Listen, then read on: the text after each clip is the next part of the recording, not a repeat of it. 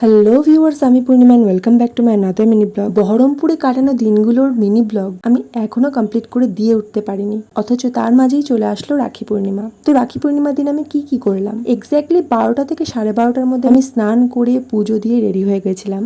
আমাদের মধ্যে রাখি পূর্ণিমার দিন স্নান করে পুজো দিয়ে রেডি হওয়াটা খুব বেশি দরকার, কারণ স্নান করে পুজো না দিলে আমরা ঠাকুরকে মানে আমাদের গোপাল ঠাকুরকে রাখি পরাতে পারবো না। আর ঠাকুরকে রাখি পরানোর পরই আমরা অন্যদেরকে রাখি পরাতে পারি, যেমন ঘন্টু মানে আমার ভাইকে গোপালকে রাখি পরানোর পরই পরালাম।